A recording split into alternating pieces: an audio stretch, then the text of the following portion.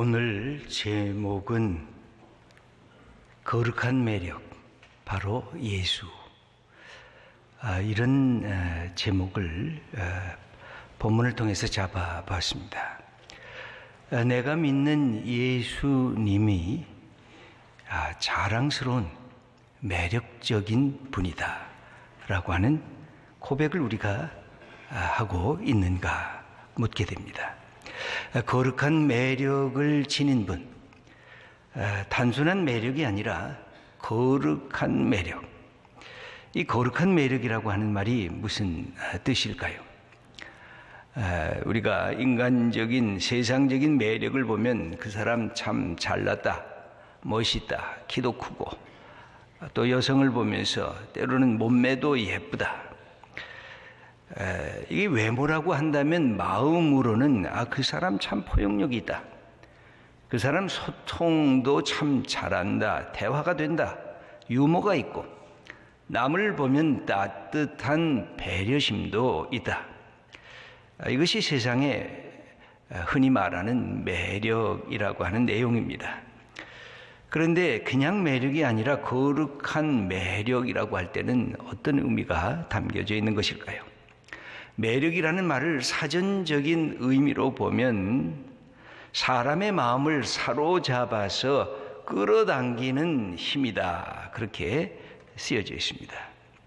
여러분, 물질이라고 하는 것을 보면 물질에는 두 가지 힘이 있는데, 하나는 청력, 밀쳐내는 힘이 있습니다. 또 하나는 인력, 끌어당기는 힘이 있습니다.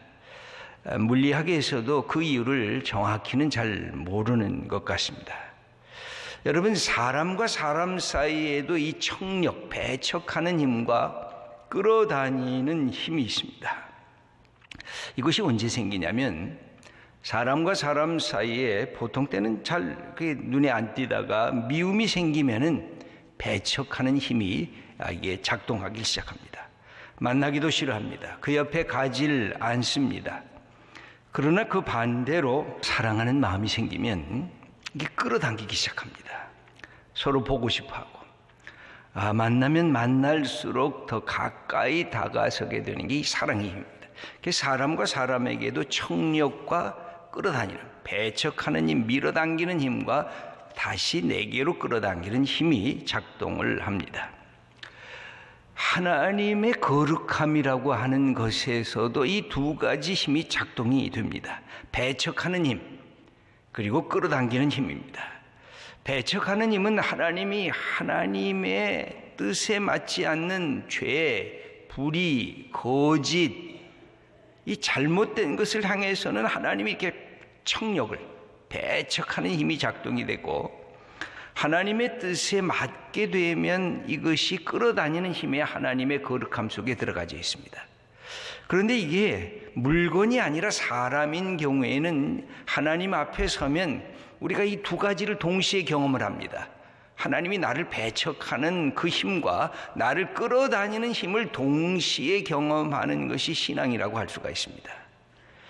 하나님의 거룩함 앞에 섰던 믿음의 선배들의 모습에 이런 것을 찾아볼 수가 있습니다.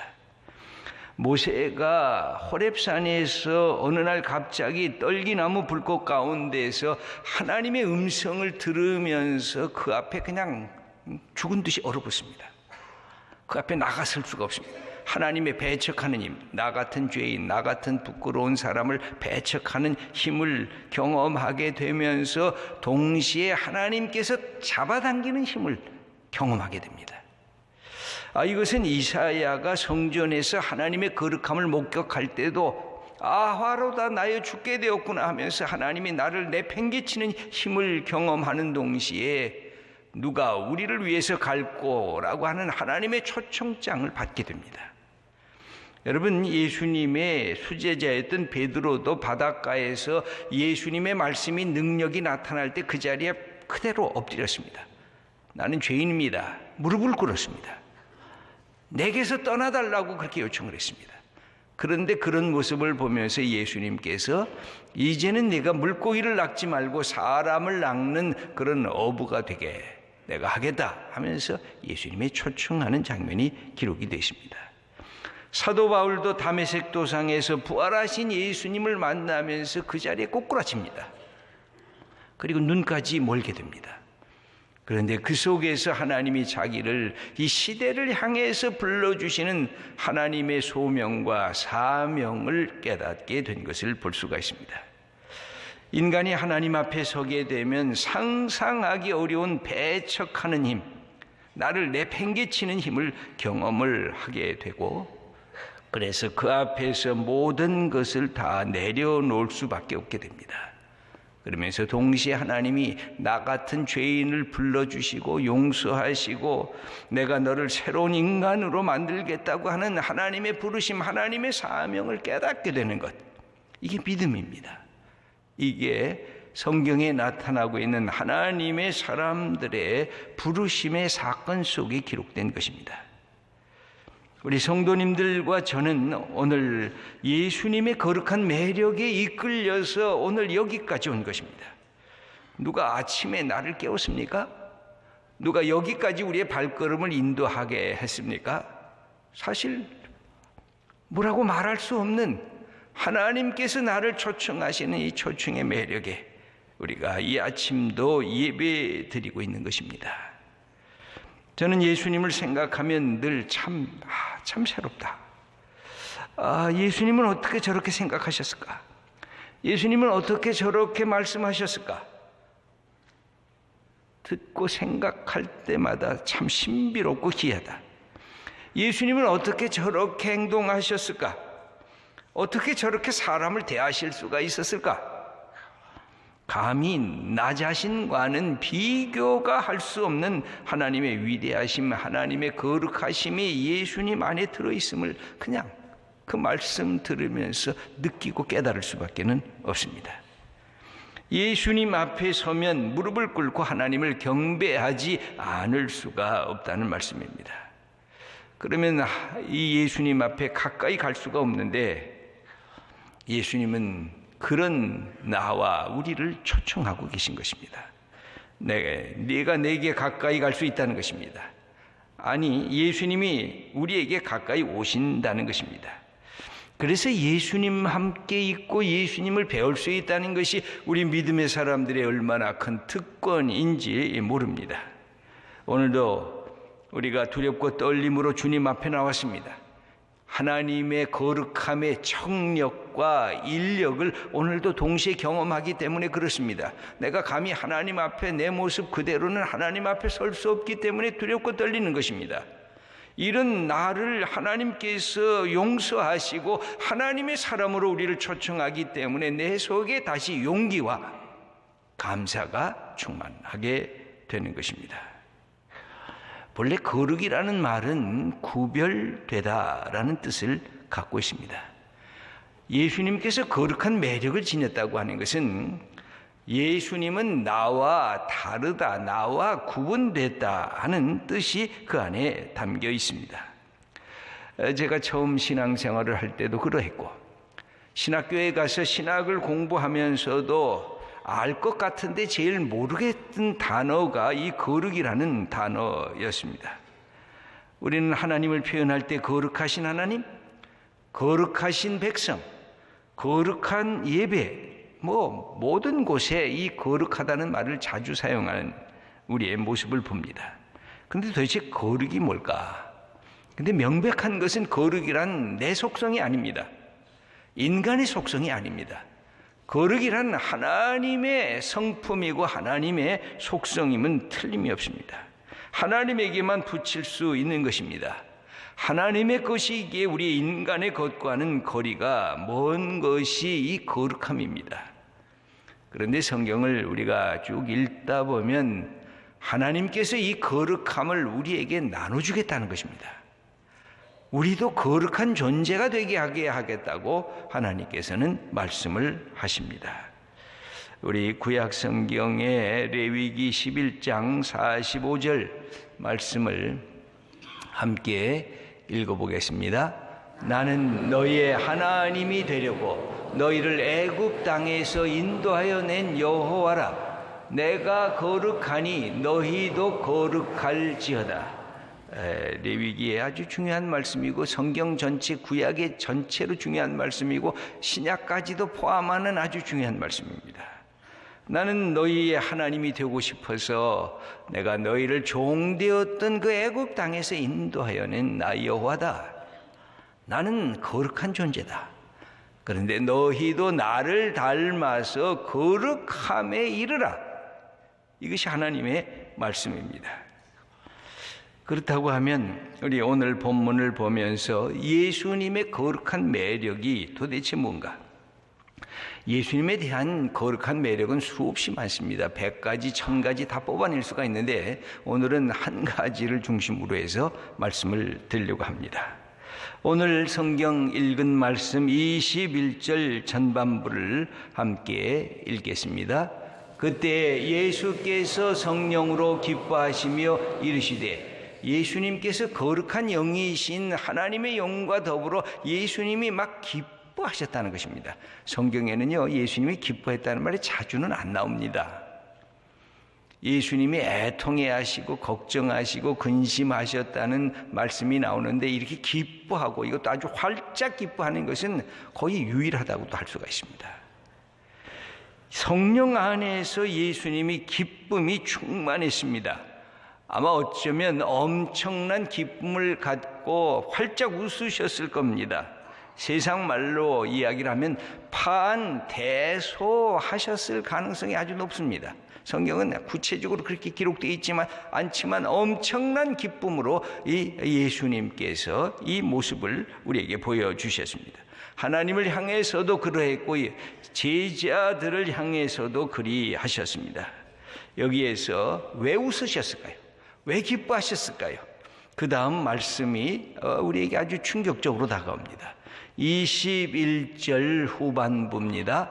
천지의 주제이신 아버지여, 이것을 지혜롭고 슬기 있는 자들에게는 숨기시고 어린아이들에게는 나타내심을 감사하나이다.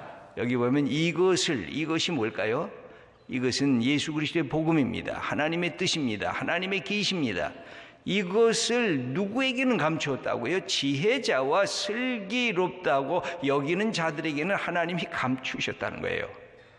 누구에게 열려졌다고요? 어린 아이들에게 열려진 것, 그것을 예수님이 좋아하셨다는 거예요.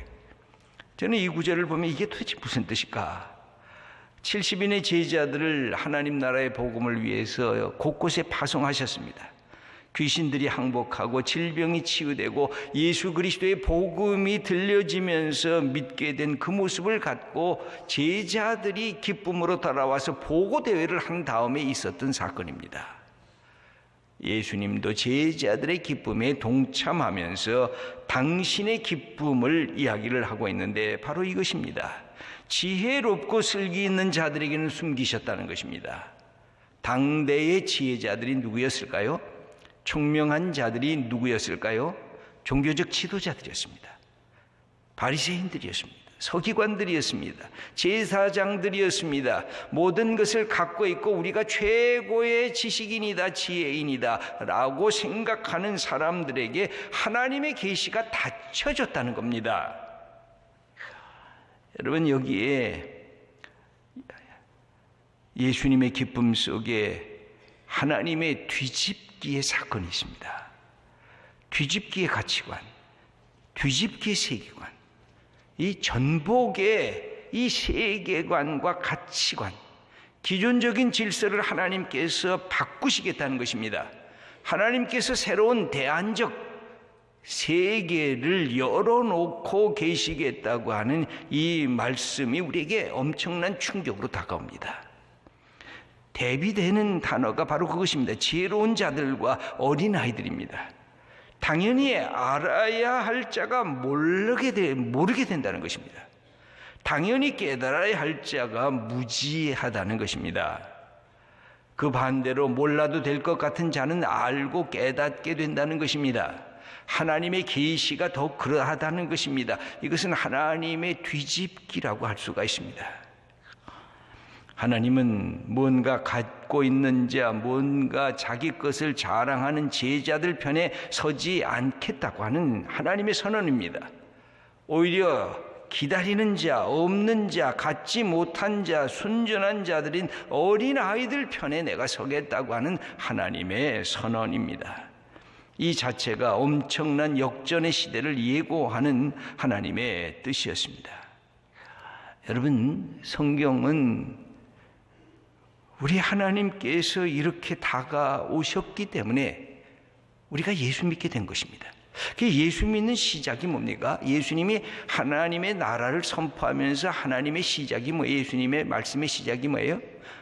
하나님 나라가 가까이 왔다 말씀하시기 전에 회개하라는 것이에요. 무슨 자가 되라는 거예요? 어린아이가 되라는 거예요. 네가 갖고 있는 지식, 네가 갖고 있는 돈, 네가 갖고 있는 권력 갖고 으쓱대면서 하나님 앞에 나오지 말라는 거예요. 모든 것 내려놓으라는 거예요. 어린아이처럼 돼야 하나님의 계시가 네게 주어진다는 거예요. 이것은 모든 사람들에게 똑같이 적용되는 것입니다. 누구나 다 하나님의 계시를 받으려고 하면 어린아이처럼 돼야 되는 거예요. 왜 이런 말씀을 하고 계신 걸까요? 가진 자들, 지식이나 재물이나 권력이나 기득권을 오래 가진 자에게 오히려 예수님의 말씀을 들어보면 화 있을진저 이렇게 선언하세요. 왜 그러셨을까요?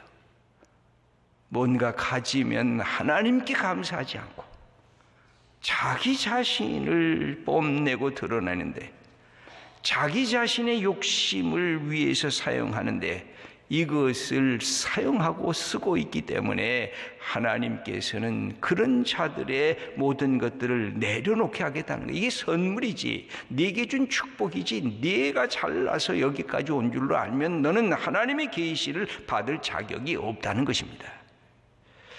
왜 예수님의 팔복 말씀이 가난한 자에게 복이 있다는 것으로부터 시작할까요? 그것도 마음이 가난한 자에게 복이 있다고, 애통하는 자가 왜 복이 있다고 말씀하실까요? 그것은 우리로 하여금 가난한 이 어린아이와 같은 열려진 마음을 갖기를 예수님께서 원하고 계시기 때문에 그렇습니다. 여러분, 사명을 인식하는 방법이 뭘까요? 그것은 내가 가진 것이 있다고 생각하면 그게 사명인 것입니다.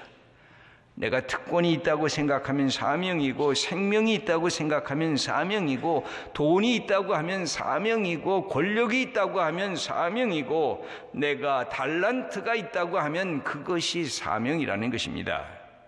그런데 무언가 가진 사람들은 사명으로 여기질 않고 이것을 이기적인 자기 중심적인 욕심 채우는 일에 사용하는 이 모든 것들을 보면서 예수님께서 새로운 시대가 왔다고 그렇게 선언하는 것입니다. 여러분, 예수님의 방향과 우리의 방향이 너무너무 다른 것을 우리가 경험하지 않습니까? 질적으로 다릅니다. 나는 높은 곳을 향해 올라가길 좋아합니다. 그래서 우리의 모토는 그것입니다. 더 많이, 더 높이, 더 크게. 여러분, 인간들이 만드는 모토들은 그런 것입니다. 그런데 예수님의 방향은 반대입니다. 저 낮은 곳, 저 작은 자들, 저 소외된 자들, 저 신음하는 자들, 저 탄식하는 자들을 향해 내려가겠다는 것입니다. 그래서 예수님이 만난 사람들은 어부들이었고, 세리들이었고, 병든 자들이었고, 어린이들이었고, 당대 인격 대접을 받지 못했던 여인들이었습니다. 그리고 그들을 만나면서 예수님이 하신 말씀은 너도 소중한 사람이라는 것입니다. 너도 하나님 앞에 긍휼과 은혜를 받을 사람이라는 것입니다. 그러므로 이 세상에 주어진 환경과 여건 속에 네 자신 매몰돼서 무너지지 말고, 하나님이 너를 사랑하니까 새로운 인간상으로 변화된 축복받은 자로 새롭게 태어나라고 말씀해 주십니다. 그런데 우리는 강한 자, 많이 가진 자, 높은 자, 잘 나가는 자에 대한 관심이 우리에게는 우선하지 않았습니까? 예수님은 빗물처럼 저 높은 산에서부터 저 골짜기를 거쳐서 시내와 강물과 바다로 흘러가는 그 코스를 예수님은 택하세요. 근데 우리는 그렇지가 않은 것입니다. 어떻게 하면 낮은 곳에서 높은 곳을 향해 올라갈까? 여러분, 예수님이 갖고 계신 최고의 거룩한 매력이란 이것입니다. 인간이 갖고 있는 방향성을 뒤집어 놓는 거예요. 우리가 살아가면서 올라가려고 하는 것보다 내려갈 준비를 하면 어느 날 하나님께서 우리를 다시 높여주시는 것입니다. 그러나 그것조차도 하나님의 몫입니다. 이런 예수님의 방향, 우리하고는 다른 방향 전환이 어떻게 가능했을까요? 그것은 예수님에게, 여러분, 없는 사람에게 없으라 그러면 화가 나는 것입니다. 너 낮은 곳에 있느냐? 그럼 낮은 곳에 계속 있어라. 그러면 이게 말이 되냐? 내가 세상에서 힘 있는 사람들에게 억눌려 있는데 너 계속 억눌려 있어라. 이게 말이 안 되는 거 아닙니까? 그래서 예수님을 우리가 먼저 받아야 될 이유가 거기에 있는데, 예수님은 어떤 자의식이 있었을까요? 왜 이렇게 내려가실 수가 있었을까요? 이 하나님의 뜻이라고 이걸 기뻐하실 수가 있었을까요? 22절 말씀을 함께 읽겠습니다. 내 아버지께서 모든 것을 내게 주셨으니 아버지 외에는 아들이 누구인지 아는 자가 없고 아들과 또 아들의 소원대로 계시를 받는 자 외에는 아버지가 누구인지 아는 자가 없나이다. 예수님이 하나님을 알고 계셨기 때문에, 하나님의 뜻을 알고 하나님이 자기를 이 땅에 보내신 이유를 알고 계셨기 때문에 예수님의 자부심과 예수님의 자존감과 예수님의 자아 정체성에 대한 이 확인이 있으셨기 때문에 낮은 자리에 내려가는 것을 두려워하지 않으셨어요. 겁내지 않으셨어요. 여러분, 이 모습을 보니까 이게 얼마나 예수님이 매력적인지 몰라요. 우리 소망교회 성도님들, 뭔가 가진 것이 있잖아요. 어떻게 보면 대한민국의 0.01%에 해당되시는 분들 아닌가요? 내가 가진 건 나만을 위해서 살려고 하면 그거 다 쓸 수가 있겠습니까? 내가 가진 돈, 내가 가진 명예, 내가 가진 권력, 내가 가진 달란트, 나만을 위해서 얼마나 이거 많이 사용할 수가 있겠습니까? 정말 매력적인 그리스도인이 되려고 하면 우리가 갖고 있는 것들을 어떻게 하나님을 위해서, 하나님의 마음을 품고 이 땅에 연약하고 고통받는 사람들을 위해서 내가 사용할 수가 있을까? 매력의 포인트는 여기에 있습니다. 이것은 인간으로서 불가능한 것입니다. 그래서 거룩한 매력인 것입니다. 우리에게 이것을 주고 예수님의 제자들을 키우시면서 23절에 그래서 이렇게 말씀을 하십니다. 제자들을 돌아보시며 조용히 이르시되 너희가 보는 것을 보는 눈은 복이 있도다. 누구를 봅니까? 예수님을 봅니다. 예수님을 보는 자, 이것을 깨달은 자는 복이 있다고 하는 말씀입니다. 사랑하는 성도 여러분, 우리가 예수 그리스도의 앞에 나왔습니다. 우리를 끌어주시는 그분의 거룩한 매력 때문에 이제 우리가 예수님의 마음을 품게 됩니다. 하나님, 내 남은 인생 하나님을 위해서, 우리 대한민국을 위해서, 우리 교회를 위해서, 우리의 연약한 사람들을 위해서 내가 쓰임받고 싶습니다. 여러분, 한 분 한 분 마음속에 우리에게 주어진 이 예수님의 거룩한 매력을 우리의 삶에 받아들이시고, 내가 예수님의 제자요, 내가 하나님의 아들이요 하나님의 딸인 것, 이 정체성을 가져야 이 거룩한 매력을 선언하고 보여줄 수 있는 사람이 될 수 있을 것입니다. 우리 한 분 한 분 이 놀라운 믿음의 축복을 받는 하나님의 자녀들 다 되시기를 축원합니다.